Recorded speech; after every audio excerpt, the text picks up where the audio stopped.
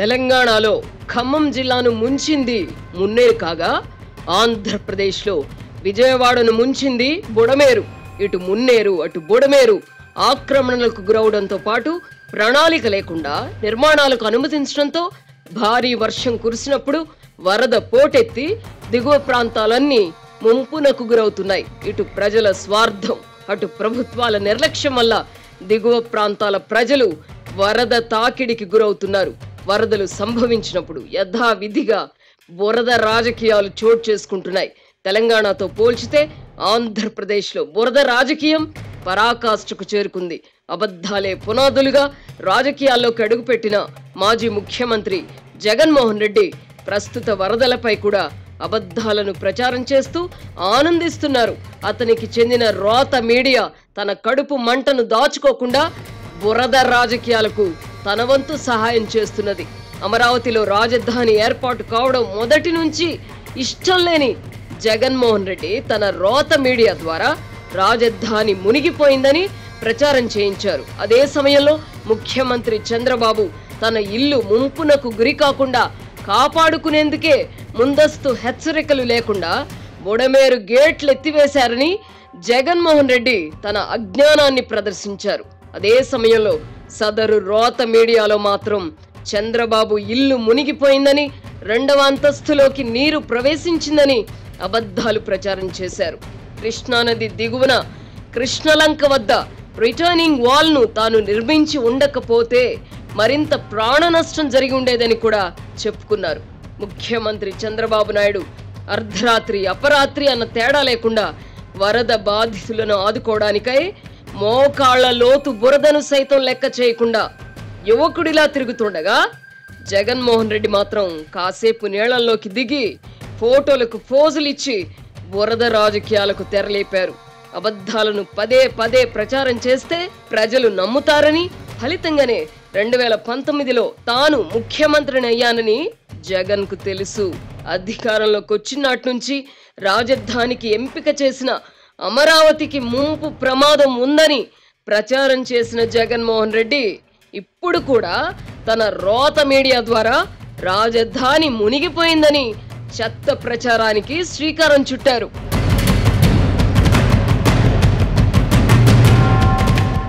ఎప్పుడైనా ఒకటి కోరుకుంటే 2 లభిస్తే సంతోషమే కదా. మన సిర్లసీమ 2లో కూడా అంతే. డిటిసిపి ప్లాట్ కొంటే ల్యాండ్ అప్రిసియేషన్ అనేది ఒక లాభం, శ్రీగంధం చెట్ల మీద వచ్చే ఆదాయం మరో లాభం. డబుల్ బెనిఫిట్ ఆఫర్ తో సిర్లసీమ 2. ఒక సామాజిక వర్గంపై కక్ష పెంచుకున్న జగన్మోహన్ రెడ్డి అధికారంలో ఉన్నప్పుడు, ఇప్పుడు ప్రతిపక్షంలోకి వచ్చిన తర్వాత కూడా దుష్ప్రచారాన్ని వదులుకోవడం లేదు.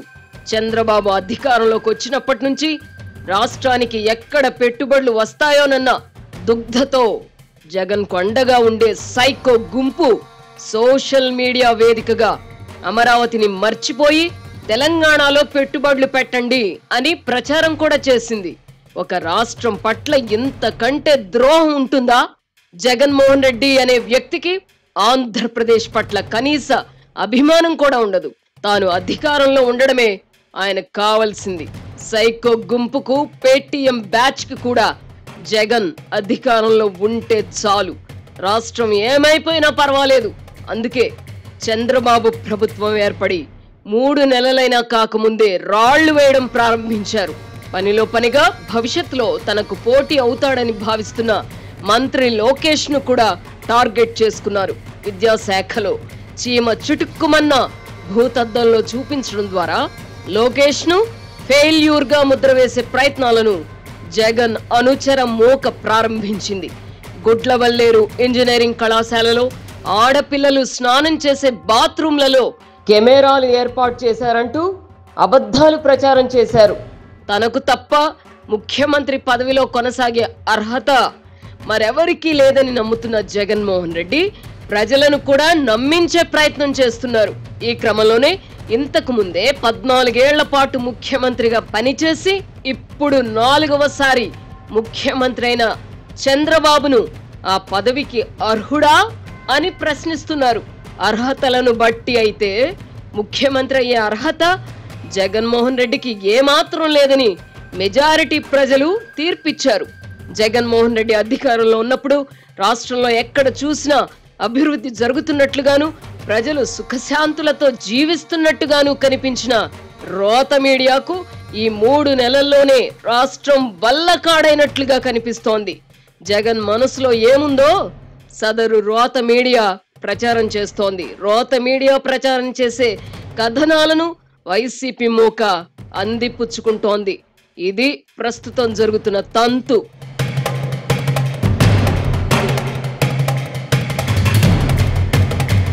చంద్రబాబుకు పని పాట లేదు, అందుకే వరద ప్రాంతాల్లో తిరుగుతున్నారని జగన్మోహన్ రెడ్డి భావిస్తున్నారు.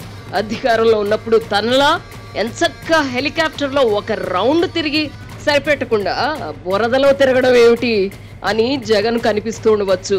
పరిపాలన చేయడం తనకు తప్ప మరెవరికి చేత కాదని జగన్ నమ్ముతుండవచ్చు కానీ ప్రజలు అలా అనుకోవడం లేదు. అందుకే తాజా ఎన్నికల్లో జగన్ కు 11 సీట్లు మాత్రమే ఇచ్చారు. నిజానికి చంద్రబాబు సరిగ్గా ప్లానింగ్ చేసి ఉంటే జగన్మోహన్ రెడ్డికి 2-3 సీట్లకు మించి వచ్చుండేవి కావు. జగన్మోహన్ రెడ్డి అభిప్రాయంతో నమ్మకంతో నిమిత్తం లేకుండా ప్రజలు మాత్రం ఆయన ముఖ్యమంత్రిగా పనికిరాడని తేల్చి పారేశారు. ఈ నేపథ్యంలో ఆత్మ పరిశీలన చేసుకోవాల్సిన జగన్మోహన్ రెడ్డి ఆత్మ వంచన చేసుకుంటున్నారు. వరద ప్రాంతంలో కొద్దిసేపు పర్యటించినప్పుడు ఇప్పుడు ముఖ్యమంత్రిగా నువ్వుంటే బాగుండేదని ప్రజలు నినాదాలు చేసినట్టుగా ప్రచారం చేసుకుంటూ ఆనందం పొందుతున్నారు. వరదలొస్తే రాజధాని అమరావతి మునిగిపోతుందని అధికారంలో ఉన్నప్పుడు తాను చేసిన ప్రచారం నిజమని మళ్ళీ ప్రజలను నమ్మించే ప్రయత్నం చేస్తున్నారు.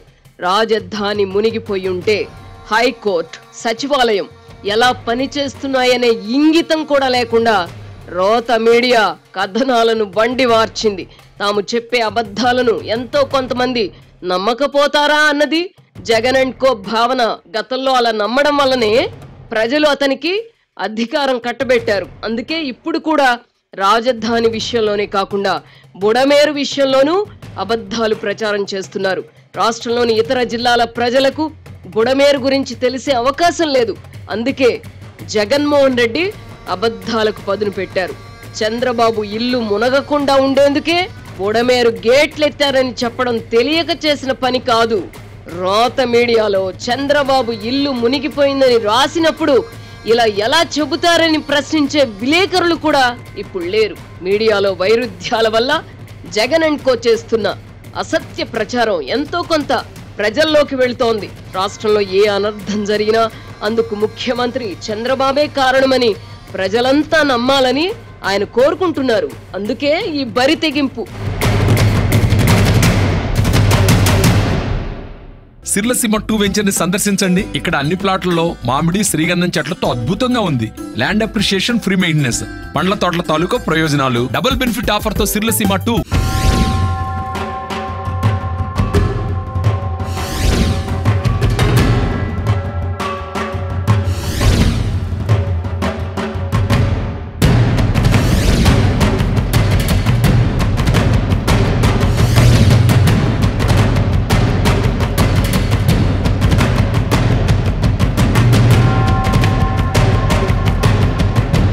బుడమేరు కట్టలు తెగడానికి ఇబ్రహీంపట్నం వద్ద 24 ఏళ్ల క్రితం మేం ఏర్పాటు చేసిన మినీ హైడర్ ప్లాంట్ కారణమని జగన్ అండ్ కో సరికొత్త ప్రచారానికి తెరలేపారు.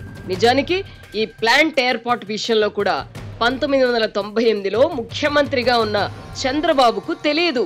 అప్పటి ప్రభుత్వ పాలసీ ప్రకారం ఆ ప్లాంట్ కు జన్కో అధికారులు, నీటిపారుదల శాఖ అధికారులు అనుమతించారు.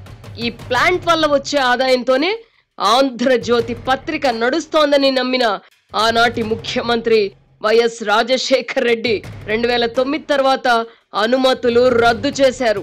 జగన్మోహన్ రెడ్డి అధికారంలోకి వచ్చిన తర్వాత మళ్ళీ అనుమతులు రద్దు చేశారు.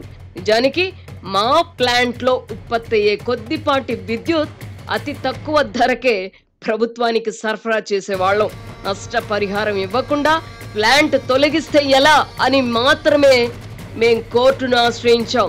జరిగింది ఇది కాగా చంద్రబాబు నాకు ఏదో మేలు చేశారని రోత పత్రికలో ప్రచారం చేస్తున్నారు. విచిత్రం ఏమిటంటే కృష్ణా నదికి వరద వస్తే ఈ ప్లాంట్ కూడా మునిగిపోతుంది. ఇప్పుడు కూడా ఇదే జరిగింది. ఈ కారణంగా బుడమేరు నీరు నదిలోకి వెళ్లే అవకాశమే లేదు. ఇంకా చెప్పాలంటే ఇబ్రహీంపట్నం లోతట్టు ప్రాంతాలు కృష్ణా వరదల్లో మునిగిపోకుండా ఉండడానికై ఈ ప్లాంట్ రక్షణగా నిలబడిన సందర్భాలు ఉన్నాయి. జగన్ రోత మీడియాలో చేస్తున్న ప్రచారం నిజమని రుజువు చేస్తే ఆ ప్లాంట్ ను మా సొంత ఖర్చుతో తొలగించడానికి సిద్ధంగా ఉన్నాం. కనీస ప్రమాణాలు, నైతిక విలువలు పాటించని జగన్ రోత మీడియాకు బురద జల్లడం తప్ప మరేమీ తెలియదు. కడుపుకు అన్నం తినే వాళ్ళెవరూ ఇలాంటి ప్రచారాలు చేయరు. అధికారంలో ఉన్నప్పుడు పిచ్చుక మీద బ్రహ్మాస్త్రం వేసినట్టుగా బాబు కొడుకులు ఈ మినీ హైడల్ ప్రాజెక్ట్ ఉసురు తీసే ప్రయత్నం చేశారు. మా ప్లాంట్ వల్ల ప్రజలకు ఇబ్బంది కలిగిందని రుజువు చేస్తే దాన్ని జగన్ అండ్ కోకి ఇచ్చేస్తాం. అయితే జగన్ మాత్రం తన రోత పత్రికను ఇప్పుడు బూతు పత్రికగా మార్చే ప్రయత్నంలో ఉన్నట్టున్నారు. అందుకే చెత్తతో పత్రికను నింపుతున్నారు. అధికారం కోల్పోయామన్న జగన్ అండ్ కో బాధను ఎవరు తీర్చాలి? ప్రజలే తీర్చాలి. అయితే 5 ఏళ్ల పాటు చేసిన అరాచకాలను ప్రజలు ఇప్పట్లో మర్చిపోయేలా లేరే.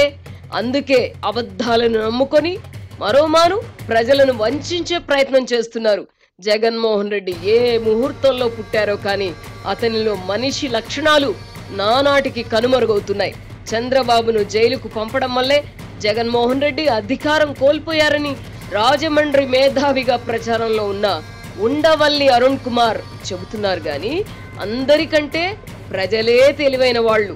జగన్మోహన్ రెడ్డి చేసిన అరాచకాలన్నింటినీ గుర్తుంచుకోవడం వల్లనే ప్రజలు ఆయన పార్టీని చిత్తుగా ఓడించారు. వరదల విషయంలో బురద రాజకీయం చేస్తున్న జగన్మోహన్ రెడ్డికి వరద బాధితులకు విరాళం ఇవ్వడానికి మాత్రం మనసు రాదు.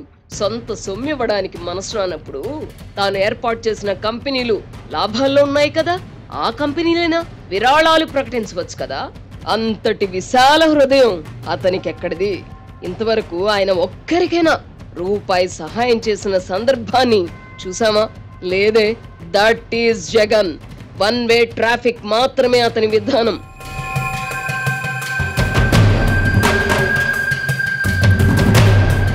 వారం రోజులుగా వరదల్లో చిక్కుకున్న విజయవాడ ప్రజలు చంద్రబాబుపై తిరగబడకపోవడం కూడా జగన్మోహన్ రెడ్డికి నచ్చడం లేదు.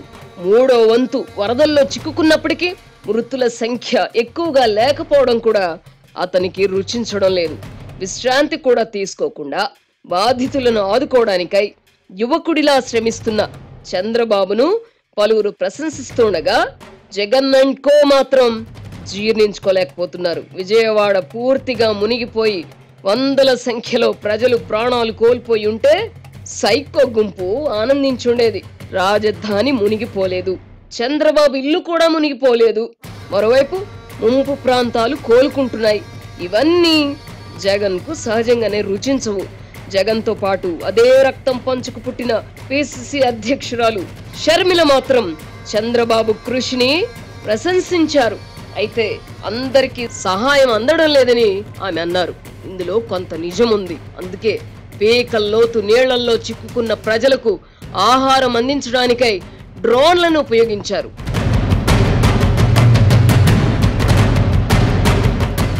ఎప్పుడైనా ఒకటి కోరుకుంటే 2 లభిస్తే సంతోషమే కదా. మన సిర్లసీమ 2లో కూడా అంతే. డిటిసిపి ప్లాట్ కొంటే ల్యాండ్ అప్రిసియేషన్ అనేది ఒక లాభం, శ్రీగంధం చెట్ల మీద వచ్చే ఆదాయం మరో లాభం. డబుల్ బెనిఫిట్ ఆఫర్ తో సిర్లసీమ 2.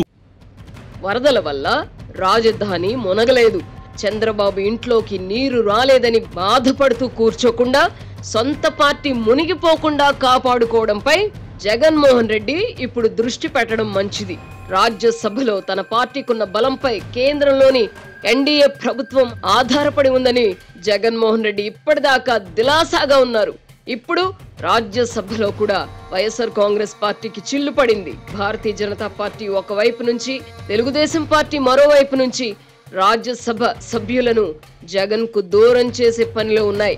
ఇప్పటికే బీద మస్తాన్ రావు, మోపిదేవి వెంకటరమణ తమ రాజ్యసభ సభ్యత్వాలకు రాజీనామా చేశారు. మరికొందరు అదే బాటలో ఉన్నారు.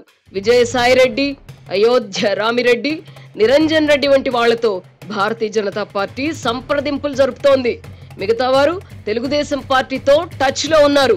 రాజ్యసభలో బిల్లులు ఆమోదం పొందడానికై బీజేపీకి 4 సభ్యుల బలం అదనంగా కావాలి. ఈ కారణంగా వైఎస్ఆర్ కాంగ్రెస్ పార్టీకి చెందిన నలుగురిని చేర్చుకోవడానికై బీజేపీ స్కెచ్ వేస్తోంది.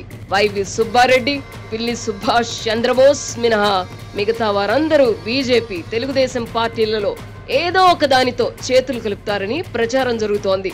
కేంద్రంలో నరేంద్ర మోదీ ప్రభుత్వం సాఫీగా నడవాలంటే లోక్సభలో తెలుగుదేశం పార్టీ మద్దతు అవసరం.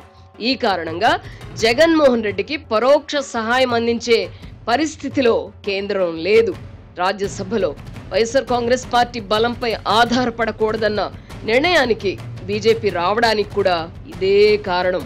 తెలుగుదేశం, బీజేపీ చేపట్టిన ఆపరేషన్ ఆకర్ష్ విజయవంతమైతే అవినీతి కేసులలో విచారణ వేగం పుంజుకొని వచ్చే ఎన్నికల నాటికి జగన్, విజయసాయిరెడ్డిలకు శిక్షలు పడే అవకాశం ఉంది.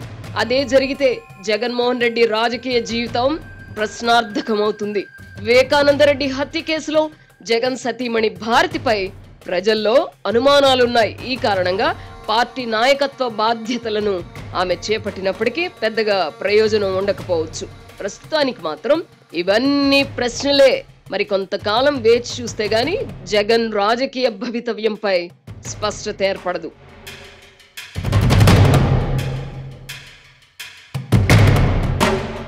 ఈ విషయం అలా ఉంచితే తెలుగుదేశం పార్టీ ప్రధాన కార్యాలయంపై దాడి కేసులో ఇప్పుడు అరెస్టుల పర్వం మొదలైంది. జగన్ అధికారంలో ఉన్నప్పుడు ఈ దాడి కేసును ఊరగాయ వేసిన పోలీసులు ఇప్పుడు ప్రభుత్వం మారగానే జాడి నుంచి బయటకు తీసి విచారణను వేగవంతం చేశారు. పోలీసు శాఖ ఇలా ప్రభుత్వాలను బట్టి నడుచుకోవడమే విషాదం. అదే పోలీసులు అప్పుడు ఒకలా ఇప్పుడు మరోలా వ్యవహరించడం ఏమిటి? నేరం జరిగినప్పుడు పోలీసులు తమ విద్యుక్త ధర్మాన్ని నెరవేర్చాలి కదా. అప్పుడైనా ఇప్పుడైనా పోలీసులు తమ పని తాము చేస్తే ఇటువంటి పరిస్థితి వచ్చేది కాదు కదా. ప్రభుత్వం ఎవరిదైనా తప్పు చేయడానికి ఎవరికైనా భయం ఉండాలి కదా. ఇప్పుడు కూటమి ప్రభుత్వం అధికారంలో ఉన్నందున వైఎస్ఆర్ కాంగ్రెస్ పార్టీ కార్యాలయంపై దాడి చేసినా పట్టించుకోరా? పోలీసులు ఉన్నది అధికారంలో ఉన్న వారి సేవలో తరించడానికి కాదు కదా. ప్రజలకు రక్షణ కల్పించాల్సిన బాధ్యతను విస్మరిస్తే ఎలా? దేశంలో వివిధ వ్యవస్థలు అధికారంలో ఉన్న వారికి బూడిగం చేయడం వల్లనే వాటిపై ప్రజలకు నమ్మకం పోతున్నది. నేరస్తులు ఎదురు దాడి చేస్తూ తప్పించుకుంటున్నారు. జగన్మోహన్ రెడ్డిపై ఉన్న కేసులే ఎందుకు నిదర్శనం. తప్పు ఎవరు చేసినా శిక్ష అనుభవించాల్సిందే.